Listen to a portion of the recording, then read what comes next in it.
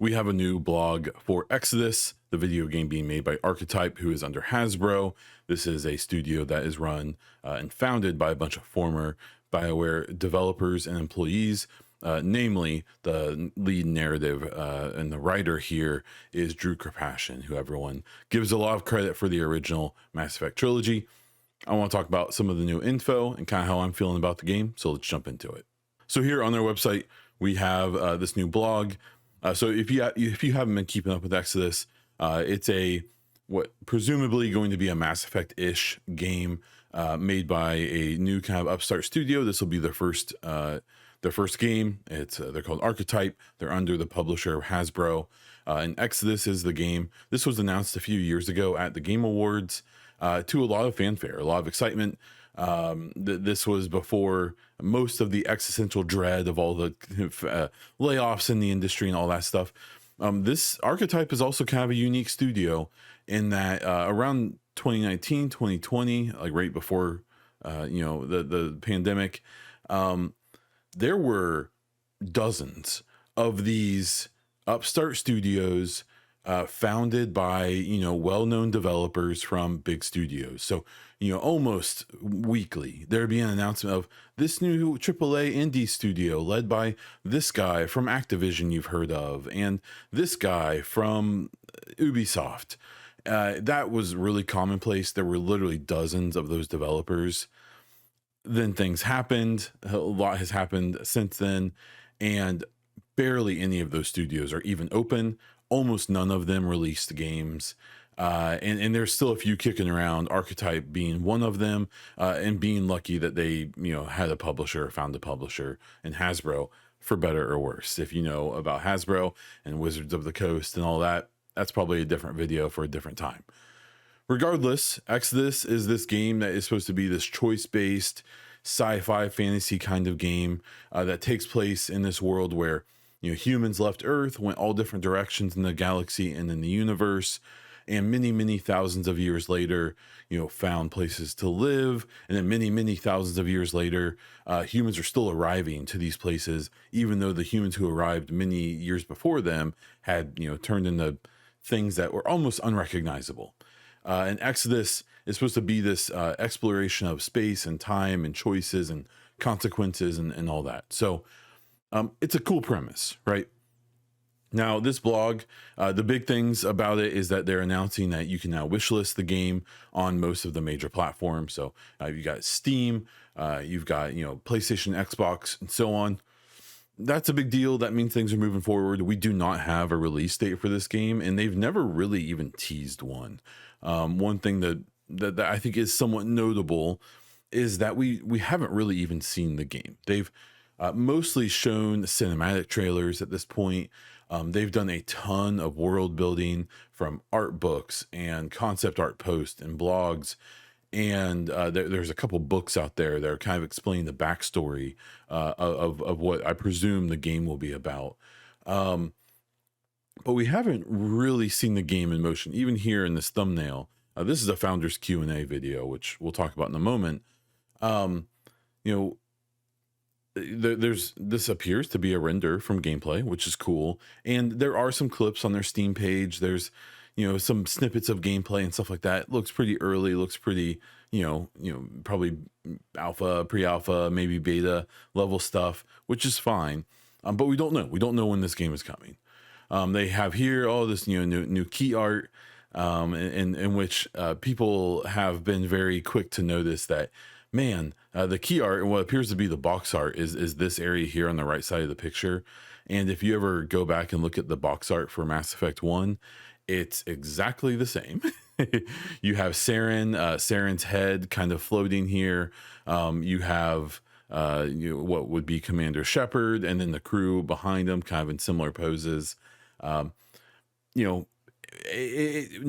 that this studio has a ton of people from BioWare, I'm not surprised at all that there's definitely a very big suggestion back to their old game, and that's fine, I guess.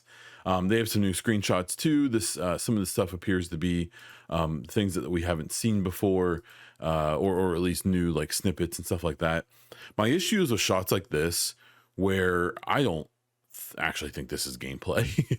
This is like I think they call it like a composition, where you take a bunch of assets that are going to be in the game, and you take like, translucent, PNGs of them, and just kind of stick them onto a background or, an environmental scene that you've made in the game.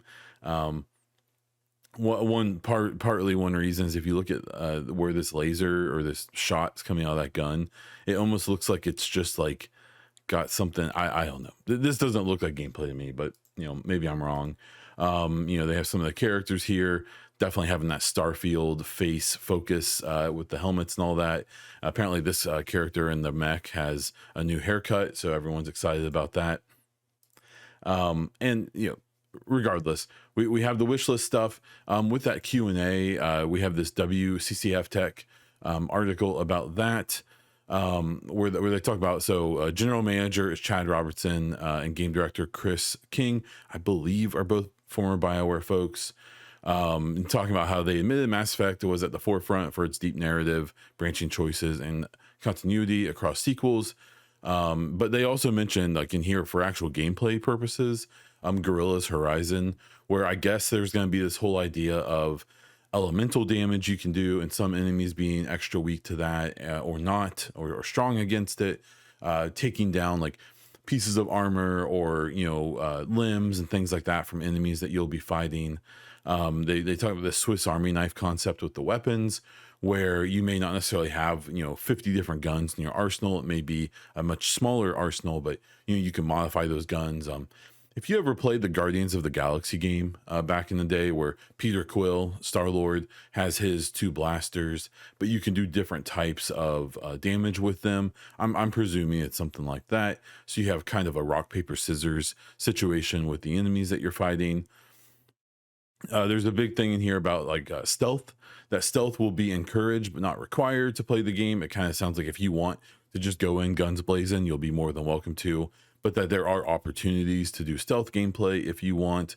And then talking about side missions, filler missions, things like that. So there's the main quest line that we, every game will have, and then all the side stuff. Now here they mentioned specifically that the side missions are to build up your relationship with your squad mates, and so on and so forth, right? Kind of what you would expect from these, Western RPG games with romances and friendships, and maybe not friendships, maybe the opposite. They do note that I think is kind of what seems exciting for me is that you could do stuff in the game that would make some of your squad mates extremely angry. I've been proposing for a long time that, like in the next Mass Effect, it's cool that you can romance and make friendships and get closer to your squad mates. It would also be kind of interesting if you could like turn them against you, at least in my opinion. So that seems like they may be somewhat hinting to that here. We'll have to wait and see. But it sounds like the game is mostly going to be based around this whole idea of these ancient remnant, artifacts and things like that, which is kind of funny if you think back to the Mass Effect connection with like Andromeda. We'll just leave that alone, I guess. But this was cool, and I guess I have some final kind of thoughts about it. If you follow me, especially if you're in my Discord, you may think I have a very negative take on this game, and I promise I don't. At one point, I was very excited for it, for Exodus, because we had this really cool situation where it was like Exodus and the next Mass Effect, and it's like, oh, which one are we gonna find out more about? And for BioWare and Mass Effect, that's kind of its own story. I've been covering that a lot. Check out my other videos. Exodus has been weird for me because I've been making content in one way or another since around 2017. I started with The Division from Ubisoft, did that for a few years. Division 2 came out, had a lot of fun making all that content. And during that time, there were games that kind of tried to do what Division did. And I remember this game would get announced, and all the content creators and influencers for The Division would be like, well, I've got to be the first one on this new game. I have to establish myself so that I'm a big content creator for this game. And then that game would come out, and it would be like, okay, Outriders is a really good example of a game that was definitely trying to pick up on that audience and made a game that it was vaguely similar, but just, didn't really land the ship very well, at least in my opinion. Some people love that game. I thought it was kind of bad. I've just over the years, I've seen so many games and so many studios, especially first time games from new studios, do this thing where they like all this hype, all these promises, all this concept art, all these cinematic trailers. And then, the game will come out and maybe it never does. That's the other part of this, especially in today's industry. And it's just, they got too high on their own supply, right?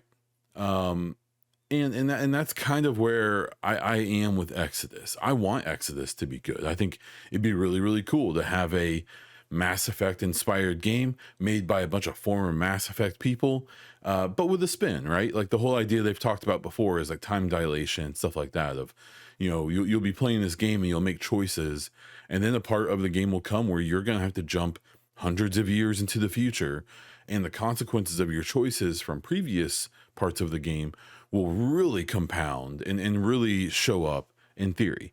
They've talked so much about this, and that's kind of been my main beef at this point. They've been mostly talk, very, very, very, very little show. And that just kind of concerns me. Even to this point, even with some of these new screenshots and stuff like that, we still haven't really seen the game. They've kind of explained what they want the game to be, but that doesn't mean that's what it is. And I guess that's what's kind of thrown me in all these Q&As and a lot of these things that they've done. They seem like they're still thinking up what the game is going to be, even though we presume the game is like on its way to being finished in the next year or two, right? And so that's a little concerning, to me at least. Maybe I'm being a worrywart for no reason. Maybe I'm concern trolling or whatever you would want to call it. There's also been the thing that they like keep selling stuff for this game, even though we don't really know what the game is. They have a few books out now. They have an art book out as well. There's this whole like founders thing where I don't know if you can pre-order yet or not, but there's this whole thing where they're definitely trying to like, the marketing of this game has been strange. I see people make jokes about being like vaporware and stuff like that. I don't think that's true. I think they're making the game. It's going to come out, but like, it is hard to believe it's real, at least for me. Like what it's been years. They've been making this game presumably for 4 or 5 years at this point. Now, starting a new studio, hiring up, getting your studio big enough and figured out enough to actually finish a game and stuff. Big deal. Not going to pretend like that's not, a thing. That takes 2-3 years on its own. And then a couple years full-time production. It's their first game. They don't know all their processes. They don't know how it works for them and their studio, even though a lot of them are industry vets. I get it. I actually kind of don't get it. And then I see the same thing happening that I saw happen back in The Division, where I see all these content creators who are Mass Effect or BioWare related or something, really hyping this game up, being like, this is the game I'm the most excited for, even though, Owlcat, an established studio, and The Expanse of Cyrus Reborn is out there. Just saying, that's taking my attention, at least. But I just see people like trying to, this is going to be the next big thing. And at least in my opinion, the most likely scenario is this game comes out a year from now or so, and it's okay. Some cool ideas, some neat gimmicks, but it doesn't run that well. Doesn't look great. Kind of falls apart at the end. Like that's kind of what I'm expecting. And that's not what I want. I would love for them to put out their first game ever and it be a 10 out of 10 and it be the next big thing. No one can put it down. Best game ever made. But that's not likely. And I am just like, I'm just kind of bored. And maybe that's a me problem. But I kind of don't care. I've paid so little attention to this because I just want to see it when it's ready. Show me something when you have something is kind of where I'm at with this game. So maybe that's controversial. Maybe it's not. I have no idea. Let me know what you think down in the comments. If you like this video, consider subscribing. See all the other ones I put out. Hit a like on it so more people see it. And if you really want to support what I'm doing, consider becoming a YouTube member where you get videos like this one just a bit early. Check out the links in the description of the video for my other content and other ways you can support. That is all I have for this one. So until next time.